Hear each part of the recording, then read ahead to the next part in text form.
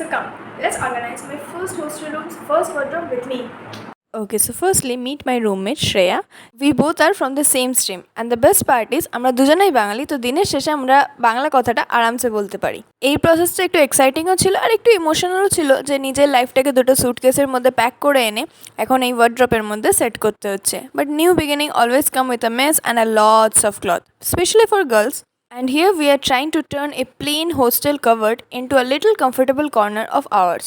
আর এটা হচ্ছে আমার ফার্স্ট টাইম হোস্টেল এক্সপিরিয়েন্স। বাড়িতে তো মা সবই করে দিত, হেল্প করতাম মার একটু, কিন্তু নিজে কাজ সব একা একা করা এটা তো আমার ফার্স্ট টাইমই। ভালোই লাগছে, আর সবার থেকে শুনেছি হোস্টেল লাইফটা খুবই মেমোরেবল হয় আর খুবই ভালো হয়, তো আই এম লুকিং ফরওয়ার্ড ইট। আর আমি যে কদিন এখন হোস্টেলে থেকেছি তাতে আমি 2-4টে জিনিস বুঝেছি।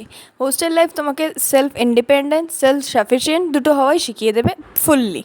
আর ব্যাস, তোমাদের সাথে কথা বলতে বলতে আমার ওয়ার্ড্রপ রেডি হয়ে গেল। এবার চলে এসেছি আমি বেডটা সেট করতে। আর যখন মা বাবা এসেছিলো তখন তো তোমাদের দেখিয়েছি, মা বাবা আমাকে এই ম্যাট্রেস পিলো সবই কিনে দিয়ে গেছিলো, তো সব সুন্দর করে সেট করে নিলাম। আর তোমাদেরও দেখালাম আইজার টিভিএমের হোস্টেল কেমন হয়। আমাদের হোস্টেল থেকে একটা বেড দেওয়া হয়েছে, এই যে আলমারিটা রেডি করলাম ওয়ার্ড্রপটা ওটা দেওয়া হয়েছে, আর এই তাকগুলো দেওয়া হয়েছে।